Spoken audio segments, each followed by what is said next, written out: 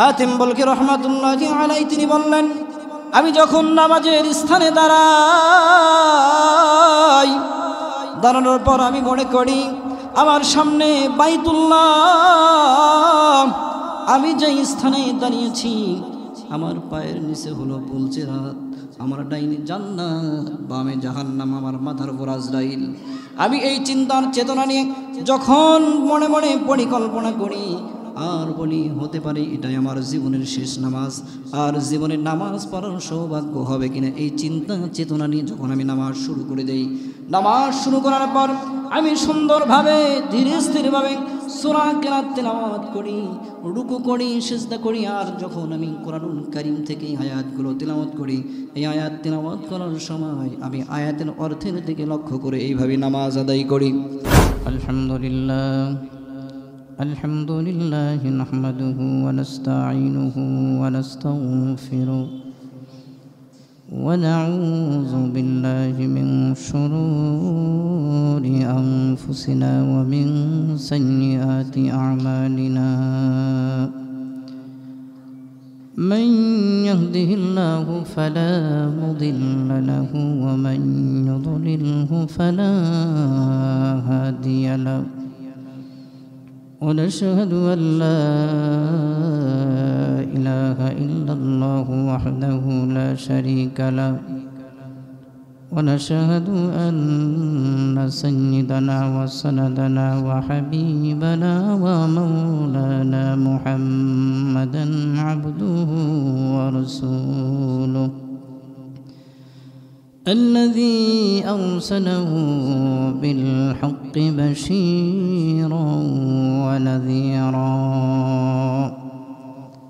وداعيا إلى الله بإذنه وسراجا وقمرا منيرا. فقد قال الله تعالى في كلامه المجيد وفي فرقانه الحميد. সবাই জবান খুলে পড়ুন আউযু বিল্লাহি মিনাশ শাইতানির রাজীম. বিসমিল্লাহির রহমানির রহিম. فإن تابوا وأقاموا الصلاة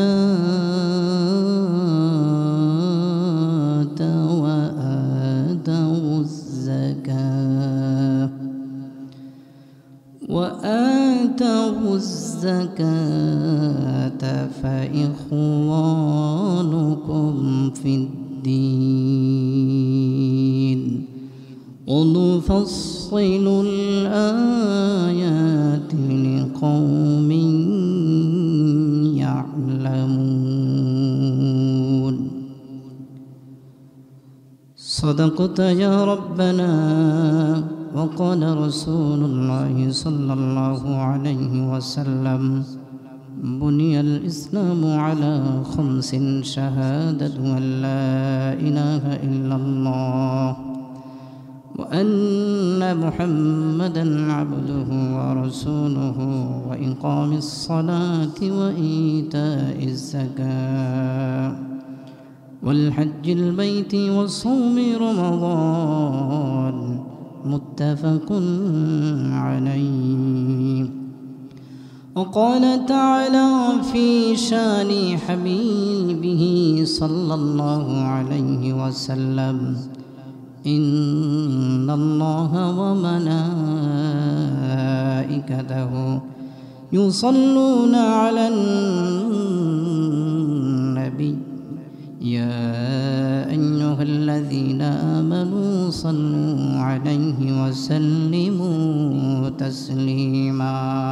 اللهم صل على سيدنا سيدنا مولانا محمد وعلى آل سيدنا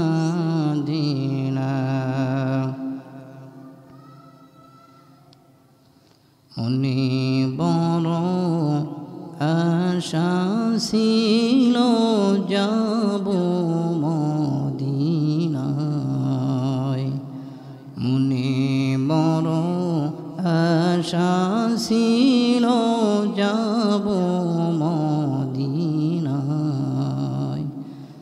সালাম আমি করব গিয়ে সালাম আমি করব গিয়ে নবীর রওজায় মনে বড় আশা ছিল যাব মদিনায় সবাই বলেন মনে বড় আশা ছিল যাব মদিনায় আরব সাগর পাড়ি দিব নইকো আমার তরি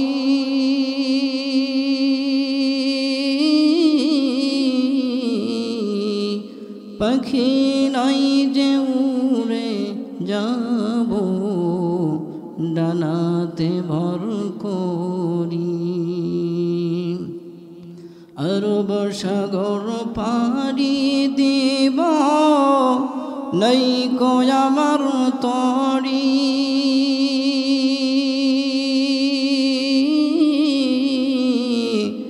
পাখি নাই যে উড়ে যাব ডানাতে ভর করি আমার আশা আছে সম্বল নাই আশা আছে সম্বল নাই করি কি উপায় সবাই বলেন মনে বড় আশা ছিল যাব মদিনায় মনে বড় আশা ছিল যাব মদিনায় সালাম আমি করব গিয়ে সালাম আমি করব গিয়ে নবীর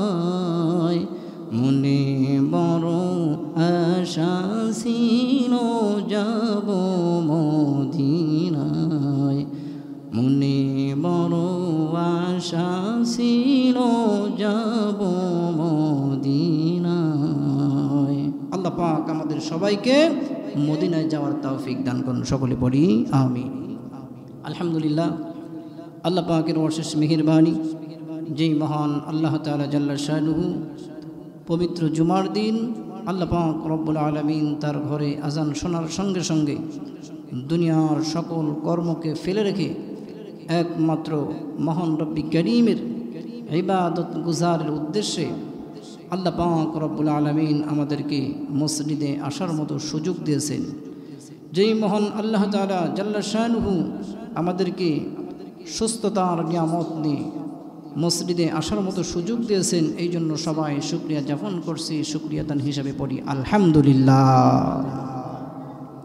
আল্লাহ পাক আমাদেরকে মসজিদে আসার সুযোগ দিয়েছেন এতে আমরা খুশি হয়েছি না বেজার হয়েছি কথা বলেন খুশি হয়েছি না বেজার হয়েছি যদি খুশি হয়ে থাকি তাহলে জবান খুলে উচ্চ আওয়াজে আরো একবার পড়ি আলহামদুলিল্লাহ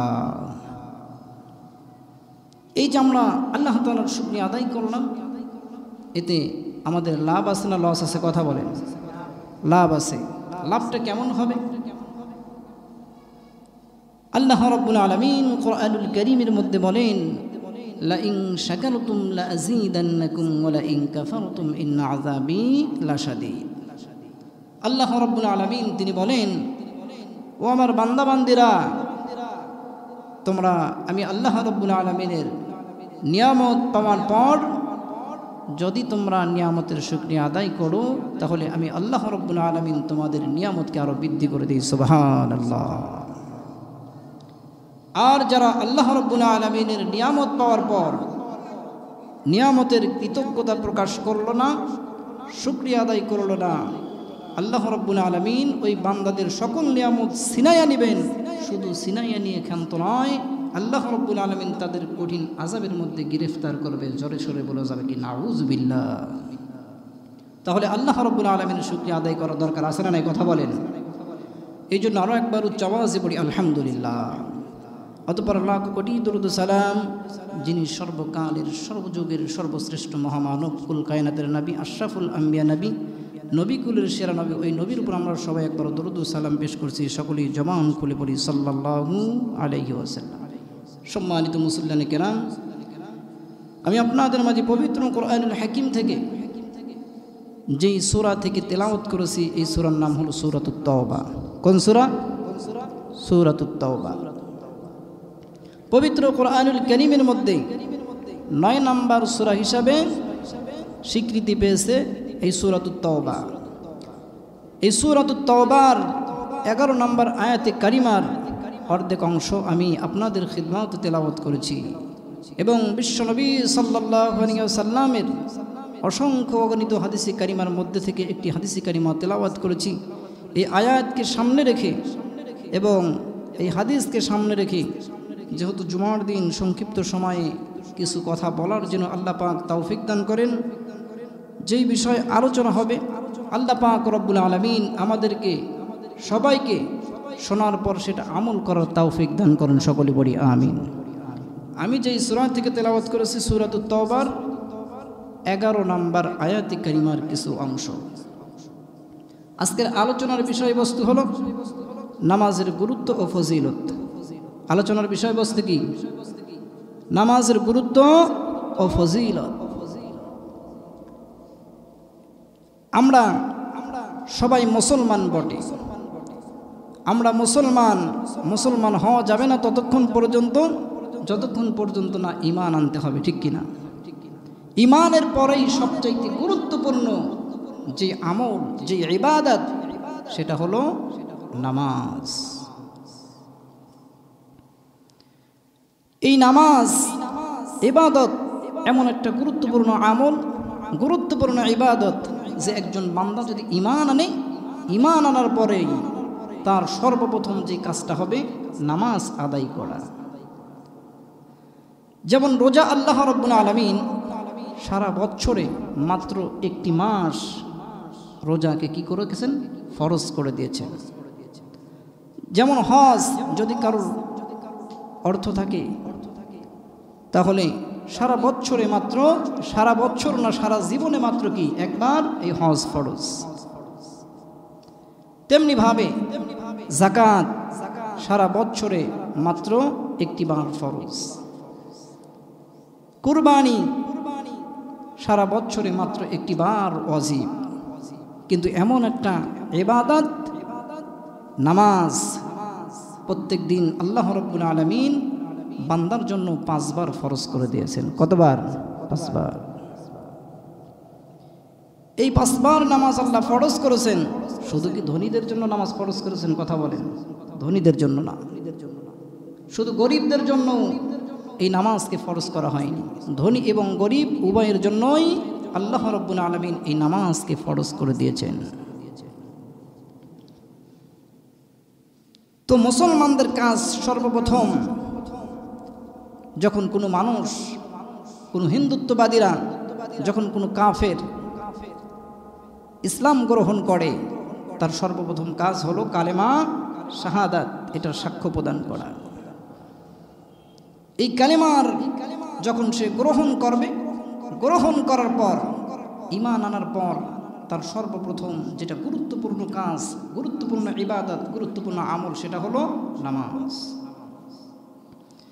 আমার ভাইরা, আমার বন্ধুগণ, আমার মহান আল্লাহ রাব্বুল আলামিন কোরআনুল কারীমের মধ্যে বলেন, ফাইন তাবু ওয়া আকামুস সালাতা ওয়া আতাউজ যাকাত وآتوا الزكاة فإخوانكم في الدين জওয়ান খুলে বলি আল্লাহু আকবার। আমার ভাইরা, আমার বন্ধুগণ, আমার মহান আল্লাহ রাব্বুল আলামিন কোরআনুল কারীমের মধ্যে অসংখ্য জায়গায়, এক নয় দুই নয় 82 জায়গায় আল্লাহ রাব্বুল আলামিন নামাজের কথা বলেছেন। একটু জবান খুলে বলা যাবে কতবার? 82 জায়গায় এবং অসংখ্য হাদিস দ্বারা প্রমাণিত।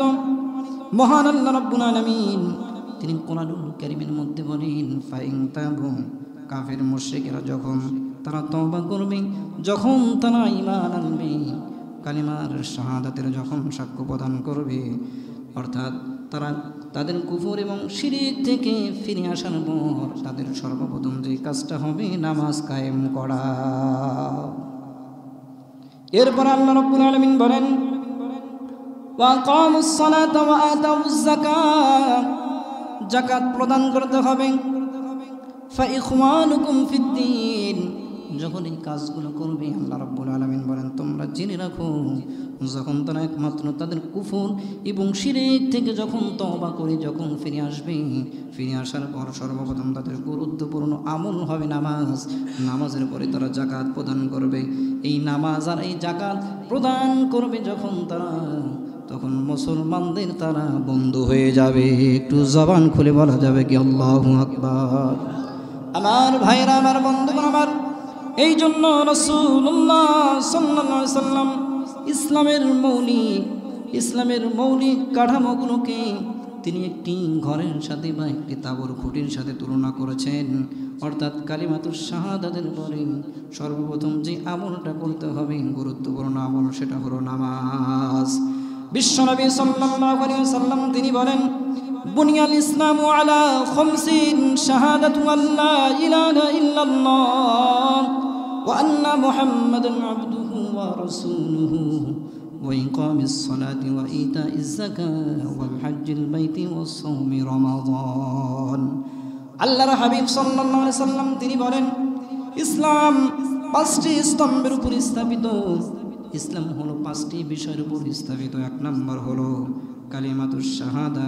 কালিমা যখন শাহাদাত আমরা পড়ি, আশহাদু আল্লা ইলাহা ইল্লাল্লাহ, যখন কোনো বান্দা এইটা বলে যে আমি সাক্ষ্য দিচ্ছি আল্লাহ ছাড়া কোনো ইলাহা নাই, কোনো হুকুমদাতা নাই, কোনো বিধানদাতা নাই, ঠিক কিনা? বান্দা যখন এই সাক্ষ্য দিবে ওয়া আন্না মুহাম্মাদান আবদুহু ওয়া রাসূলুহু, বিশ্বনবী সাল্লাল্লাহু আলাইহি সাল্লাম তিনি হলেন আল্লাহর বান্দা এবং রাসূল, এই সাক্ষ্য দেওয়ার পর বান্দা এরপরে কি করবে? এই কালিমাতুশ শাহাদা ঈমানের সাক্ষ্য যখন প্রদান করবে, করার সঙ্গে সঙ্গে এরপরে বুনিয়াল ইসলামু আলা খামসিন, শাহাদাতু আল্লা ইলাহা ইল্লাল্লাহ ওয়া আন্না মুহাম্মাদান আবদুহু ওয়া রাসূলুহু ওয়া ইকামাস সালাত। 2 নম্বর হলো নামাজ আদায় করতে হবে। ওয়াল হজ্জিল বাইতি, বাইতুল্লাহতে হজ করতে হবে। ওয়া সাওমি রমাদান, রমজান মাসে রোজা রাখতে হবে। তাহলে ইসলামের ভিত্তি 5টি স্তম্ভের উপর স্থাপিত। কয়টি? এই 5টি হলো মৌলিক জিনিস। আল্লাহর রাসূল সাল্লাল্লাহু আলাইহি ওয়াসাল্লাম যখন এই নামাজের বিধান যখন অবতীর্ণ হলো, বিশ্বনবী সাল্লাল্লাহু আলাইহি ওয়াসাল্লাম তিনি কাবা প্রান্তরে প্রকাশ্যভাবে যখন মাকামে ইব্রাহিম সেই স্থানে প্রকাশ্যে নামাজের জন্য দাঁড়িয়ে গেলেন। দাঁড়ানোর পর আবু জেহেলের অন্তরের মধ্যে জ্বালা সৃষ্টি হয়ে গেল। কি হয়ে গেল? জ্বালা সৃষ্টি হয়ে গেল, মাথা ব্যথা শুরু হয়ে গেল যে মুহাম্মদ কাবার প্রান্তরে প্রকাশ্যে সে নামাজ আদায় করে। আমার ভাইয়েরা, আমার বন্ধুগণ, আমার এই নামাজের বিধান যখন অবতীর্ণ হল, আল্লাহর রাসূল সাল্লাল্লাহু আলাইহি ওয়াসাল্লাম তিনি প্রকাশ্যে যখন কাবা প্রান্তরে নামাজ আদায় করতেছিলেন, নামাজ শুরু করেছেন, সঙ্গে সঙ্গে আবু জেহেল এই দৃশ্য দেখার পরই তার অন্তরের মধ্যে জ্বালা সৃষ্টি হয়েছে। বিশ্বনবী সাল্লাল্লাহু আলাইহি সাল্লামের কাছে আসলেন আর বললেন, মুহাম্মদ তুমি যে প্রকাশ্য নামাজ আদায় করতেছ, এরপর তুমি যদি দ্বিতীয়বার আমার নামাজের নিয়ত করে এখানে যদি নামাজ পড়ো, তাহলে তোমাকে কঠোরভাবে লাঞ্ছিত করা হবে, অপমানিত করা হবে, এমনকি তোমাকে ঘাড় ধাক্কা দেওয়া হবে, তোমাকে তোমার মাথাগুলো তোমার গর্দানগুলো মাটিতে পিষিয়ে ফেলবো।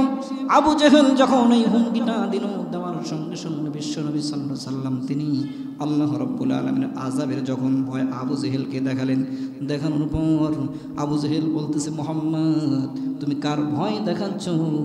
তুমি কার ভয় দেখাচ্ছ? আল্লাহর কসম করে বলতেছি, যেই মক্কার জমিনে আমি হলাম বড় লিডার, আমার চাইতে বড় লিডার আর নাই, সুতরাং কারো ভয় দেখা আমাকে লাভ হবে না। আমার ভাইয়েরা, আমার বন্ধুগণ, আল্লাহর রাসূল সাল্লাল্লাহু আলাইহি সাল্লাম তাকে তাওয়াক্কা করলেন না, আবু জাহেলকে কোনো ভয় করলেন না, আবার তিনি নামাজ শুরু করে দিলেন। নামাজ শুরু করার পর বিশ্বনবী সাল্লাল্লাহু আলাইহি সাল্লামকে আবু জাহেল মারার জন্য, আক্রমণ করার জন্য রওনা করেছে। বর্ণনায় আসছে আবু জাহেল তার যে সমস্ত অনুসারী ছিল তাদেরকে তিনি ডাকলেন। ডাকার পর বললেন, মুহাম্মদকে লাঞ্ছিত করব, অপমানিত করব। আবু জাহেল যখন তিনি বিশ্বনবী সাল্লাল্লাহু আলাইহি সাল্লামকে মারার জন্য, আক্রমণ করার জন্য যখন সামনে অগ্রসর হলেন, হওয়ার সঙ্গে সঙ্গে আবার আবু জাহেল সামনে বিশ্বনবীর দিকে যায়, আবার পিছনের দিকে চলে আসে। এরকম যখন চলে আসলো তখন আবু জাহেল উত্তর শরীরে তারা বলল, কেন মুহাম্মদকে মারার জন্য সামনে অগ্রসর হলে আবার পিছনের দিকে কেন চলে আসলে? এই কথা যখন বললেন, বলার সঙ্গে সঙ্গে আবু জাহেল বলল, আমি যখন মুহাম্মদকে মারার জন্য যখন গেলাম, আক্রমণ করার জন্য গেলাম, মুহাম্মাদের মাঝে আর আমার মাঝে যেই ফাঁকা জায়গা ছিল, এই ফাঁকা জায়গার মধ্যে এমন একটা প্রাণীকে দেখতে পারলাম, যেই পানির পাখাগুলো আগুনের, এবং সে ধেয়ে আসছে আবু জাহেলকে আক্রমণ করার জন্য। আবু জাহেল যখন এইভাবে তিনি বিশ্বনবী সাল্লাল্লাহু আলাইহি সাল্লামের উপর আক্রমণ করার জন্য গেলেন, আল্লাহর রাসূল সাল্লাল্লাহু আলাইহি সাল্লাম তিনি বললেন, এই আবু জাহেল যদি আবার আক্রমণ করার জন্য আমি বিশ্বনবীর দিকে আসতো, তাহলে আল্লাহ রাব্বুল আলামিনের আযাবের ফেরেশতা জনসম্মুখে তাকে মাটির সাথে মিশায়া দিত। আল্লাহ রাব্বুল আলামিন বলেন, আরাআইতাল্লাযী ইয়ানহা আবদান ইযা সাল্লা। আল্লাহু আকবার। আল্লাহ রাব্বুল আলামিন বললেন, আবু জাহেলের প্রসঙ্গে আয়াতে কারিমা নাযিল করলেন। আল্লাহ বলেন, আরাআইতাল্লাযী ইয়ানহা, তুমি কি দেখো নাই তাকে যে ব্যক্তি নিষেধ করেছেন, অর্থাৎ যে ব্যক্তি নামাজ আদায় করেছে তাকে বাধা দিয়েছিল।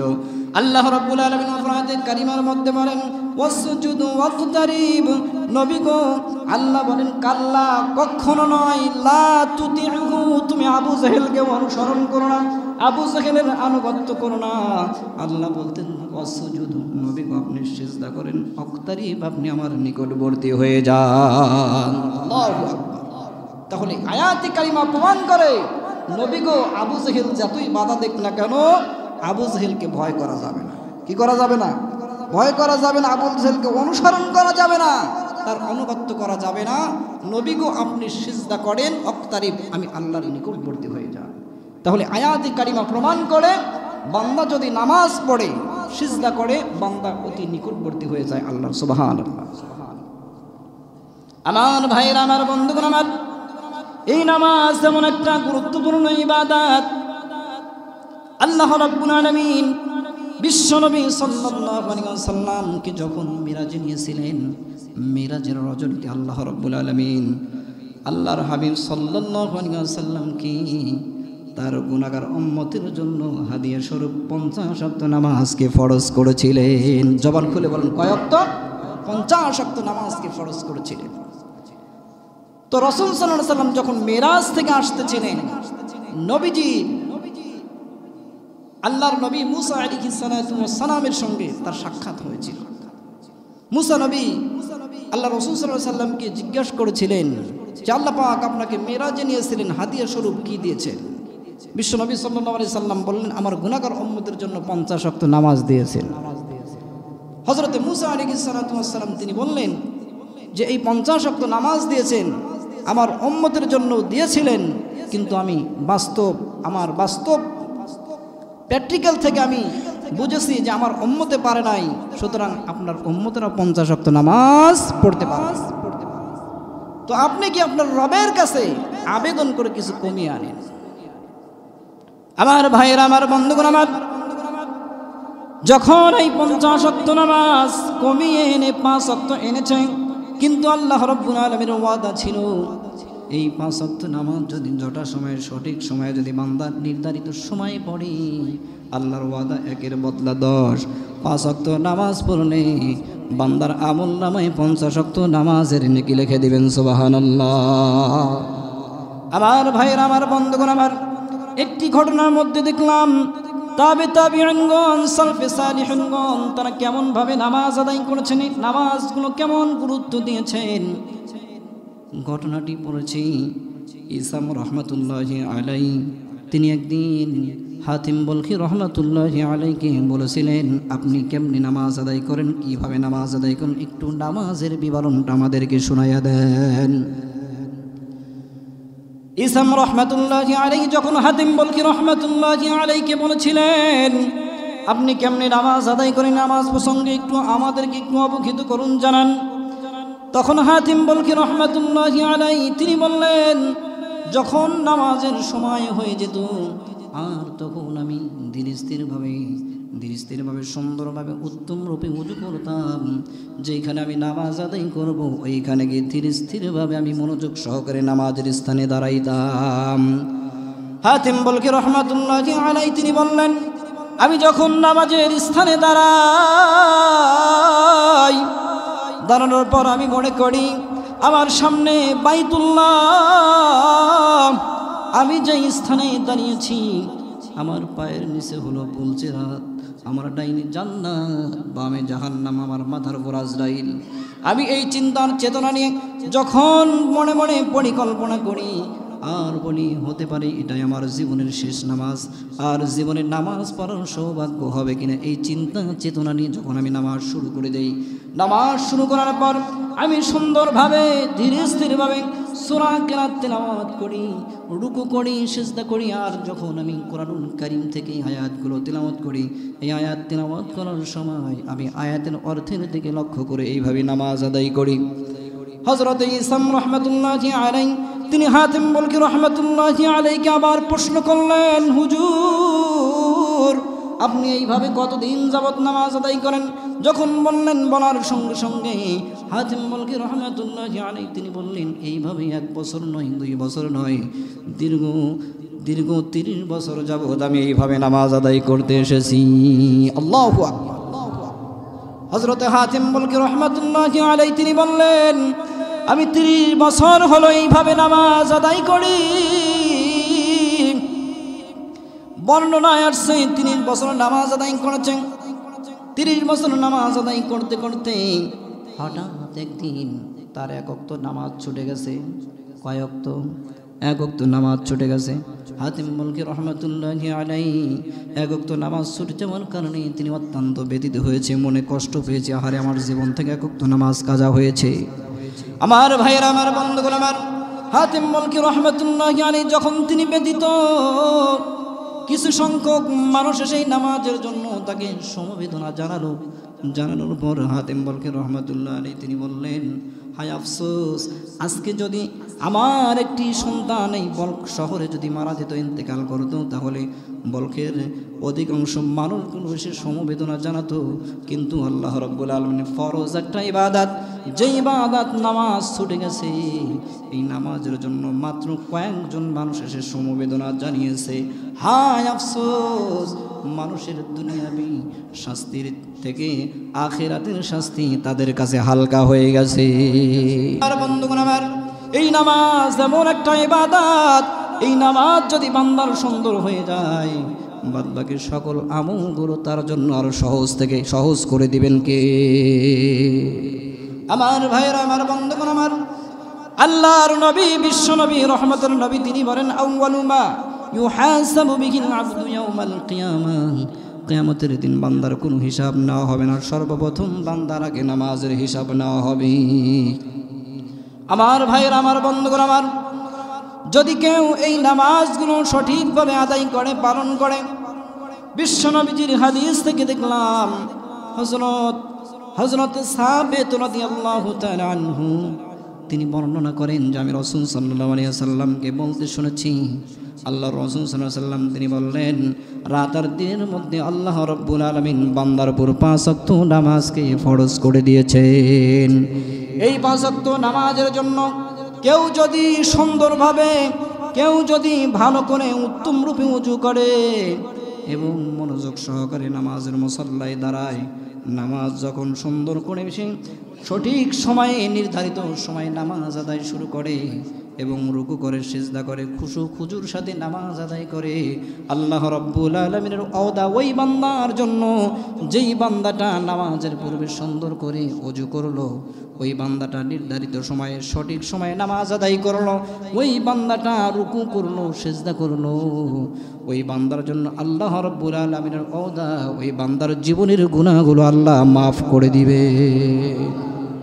আমার ভাইরা, আমার বন্ধুগণ আমার, এরপরে বিশ্বনবী সাল্লাল্লাহু আলাইহি সাল্লাম তিনি বলেন, আর যে ব্যক্তি এরূপ করে নামাজ আদায় করলো না, তার ব্যাপারে আল্লাহর কোনো ওয়াদা থাকবে না, অঙ্গীকার থাকবে না।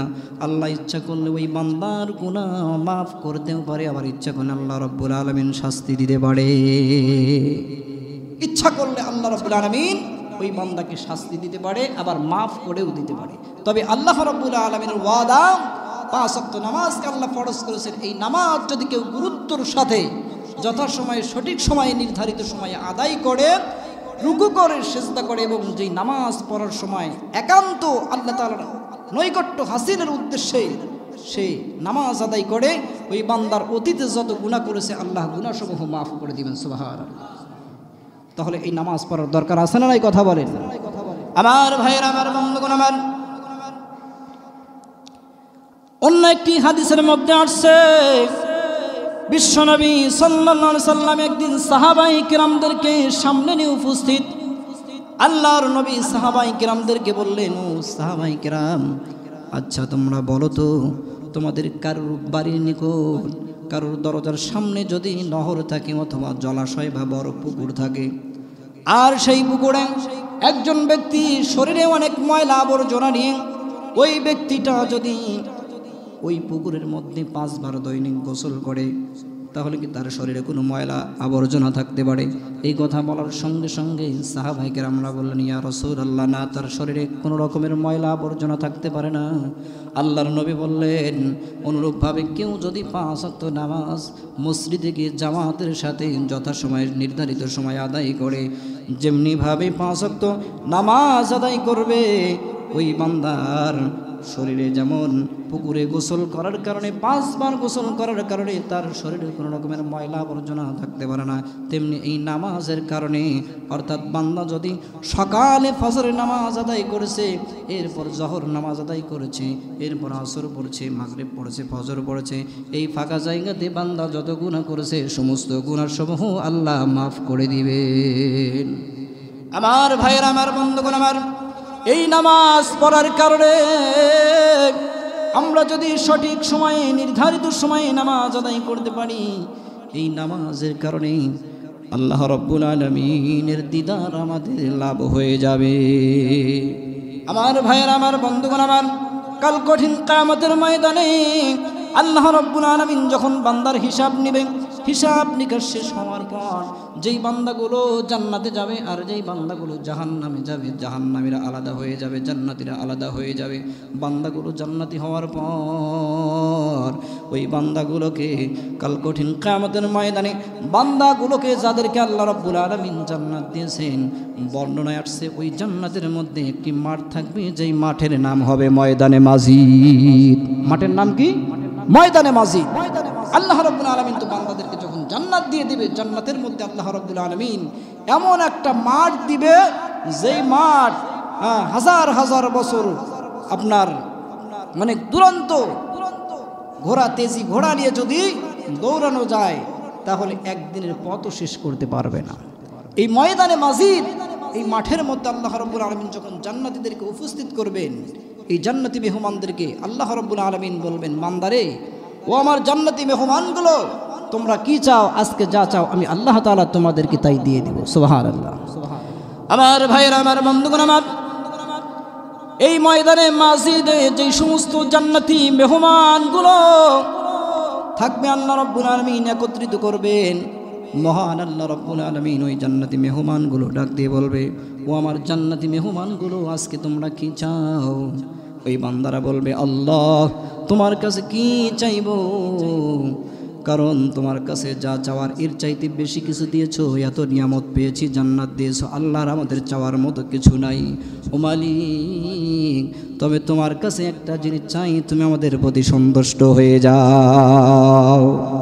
ওই জান্নাতি মেহমানগুলো ময়দানে মাজিদের মধ্যে থেকে ডাক দেয়া বলবে আল্লাহ তুমি আমাদের প্রতি সন্তুষ্ট হয়ে যাও, রাজি হয়ে যাও।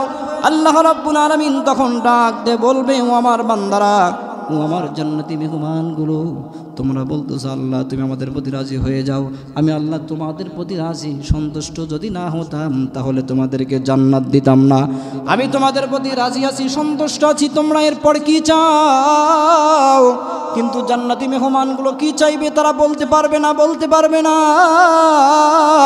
তারা কোনো কিছুই খুঁজে পাবে না আল্লাহর কাছে কি চাইব। কিন্তু মালিক আবারও ডাক দিয়ে বলবে আমার মেহমানরা কি চাও, আমি তো তোমাদের প্রতি রাজি, এর চাইতে আর কিছু তোমরা চাও কিনা? কিন্তু বান্দারা বলতে পারবে না। এই মানুষগুলো চলে যাবে আলেমুল আমাদের কাছে গিয়ে বলবে আল্লাহর কাছে আমরা কি চাইব? আলেমুল আমরা এত সুন্দর সুপরামর্শ দিবে যে যেই আল্লাহ রাব্বুল আলামিন পৃথিবীতে আমাদেরকে সৃষ্টি করেছিলেন, হায়াত দিয়েছিলেন, রিজিক দিয়েছিলেন, আল্লাহ রাব্বুল আলামিনকে ভয় করে চলেছি, আল্লাহ রাব্বুল আলামিনের গোলামি করেছি, কিন্তু যেই মালিক দুনিয়াতে পাঠানোর পর তার গোলামি করলাম, দাসত্ব করলাম, যেই মালিকরে ভয় করে চলেছি, কিন্তু ওই মালিকরে দেখি নাই, দুনিয়াতেও দেখি নাই, কিন্তু আমরা চাই জান্নাতের মধ্যে আল্লাহ রাব্বুল আলামিনকে একটু দেখব। আল্লাহু আকবার। আমার ভাইয়েরা, আমার বন্ধুগণ, আমার ওই জান্নাতি মেহমানগুলো আলেম ওলামাদের পরামর্শের ভিত্তিতে সবাই একযোগে বলবে মালিক